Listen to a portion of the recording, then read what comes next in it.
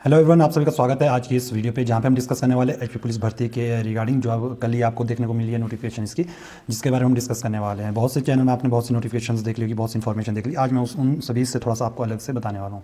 सबसे पहले हम डिस्कस करेंगे इसका सिलेबस क्या रहेगा, कब तक क्या आपका सिलेबस का पता लगेगा।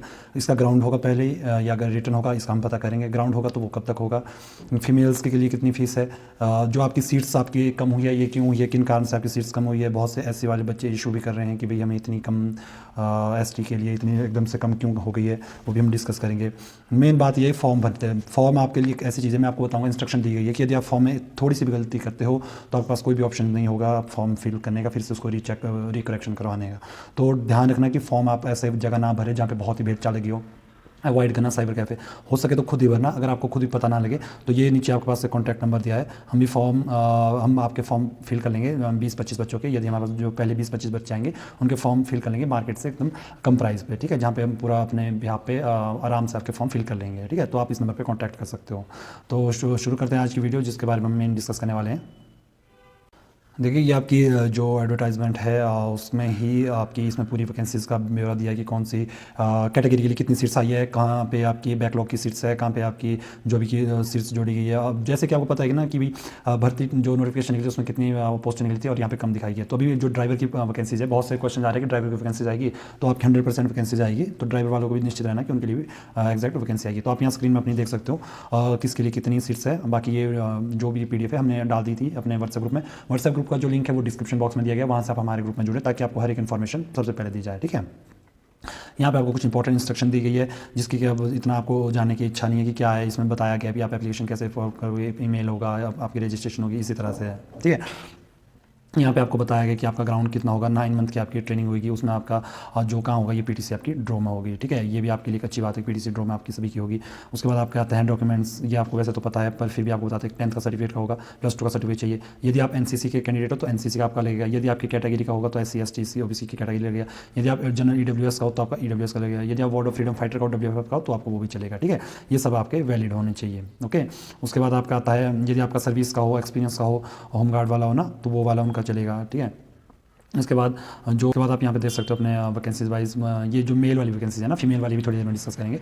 जो ये मेल वाली वैकेंसी है, यहाँ जनरल 281 है, SC के लिए 168 है, ST के लिए 33 है, OBC के लिए 145 है, EWS के लिए 81 सीट्स आपकी दी गई है। एलिजिबिलिटी आपको बताइए कि आपकी क्या क्या क्वालिफिकेशन होनी चाहिए। आपकी जो जनरल कैटेगरी है, जनरल कैटेगरी की आपकी एज 18 to 26 होनी चाहिए, +2 पास होनी चाहिए और आपकी हाइट जो है 5.6 इंच 5 फीट 6 इंच से ऊपर होनी चाहिए, ठीक है।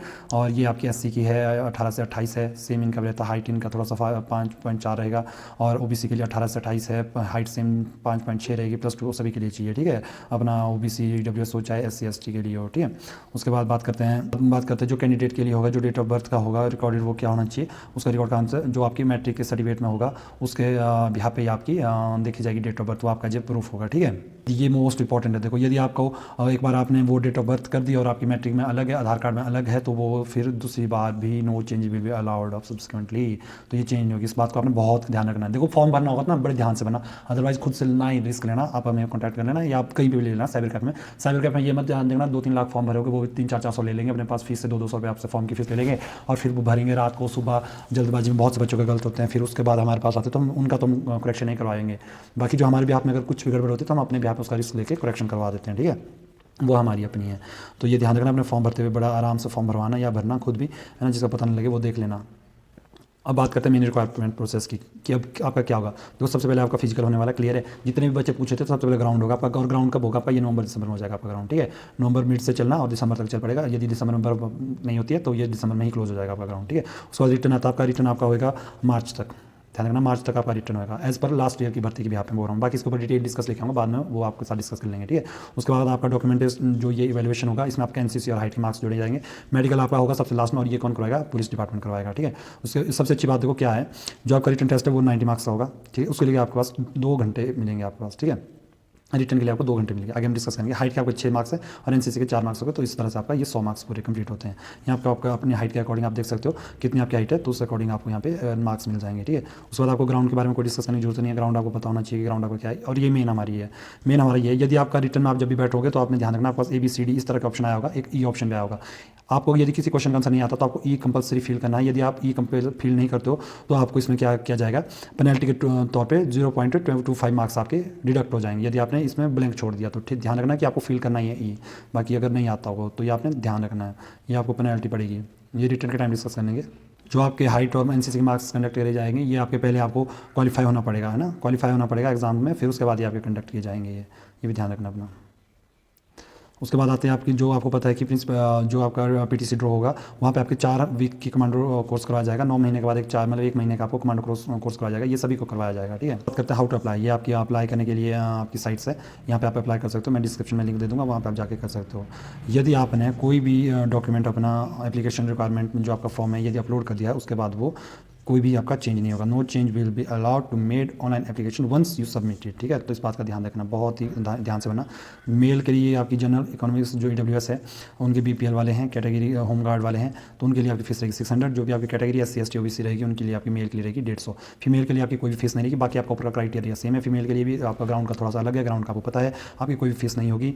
बाकी आप देखो, बाकी जब आपका कॉल लेटर आएगा, मतलब आपकी अपॉइंटमेंट होगी, आपकी जो है मतलब वो होगी कि आपने सब कुछ निकाल दिया, मेडिकल आपका सब फिट है, रिटर्न आपका सब कुछ है, फिर आपको उसके बाद ये वाले डॉक्यूमेंट लेके जाने हैं। Aadhaar card, voter ID card, driving licence, PAN card, passport, ID, university college school का जो भी है ID कार्ड इशू होगा, एम्प्लॉयर ID कार्ड होगा गवर्नमेंट के लिए, है ना। कोई भी अदर आपके पास होगा सेंट्रल स्टेट गवर्नमेंट का जो एडिशनल ओरिजिनल डॉक्यूमेंट होगा, कुछ भी होगा वो आपको लेके जाना है ना। उसके बाद आपकी ये बाद की बात है, इसको आप छोड़ दो। बस ये आपके मेन था कि आपको ये सब लेके जाना है।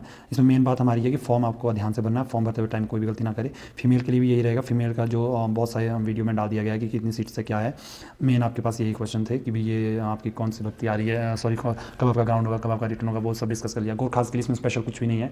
अगर गोरखास के भी कमेंट्स आ रहे थे, मुझे मैसेज आया कि गोरखास के लिए, तो गोरखास के लिए इसमें कुछ नहीं है। बाकी आप हमारे व्हाट्सएप ग्रुप में जुड़ जाए, वहाँ से आप हमें मैसेज कर सकते हो किसी भी तरह के अन्य इन्फॉर्मेशन के लिए। मिलता है आपके साथ नई वीडियो में, तब तक के लिए थैंक यू सो मच।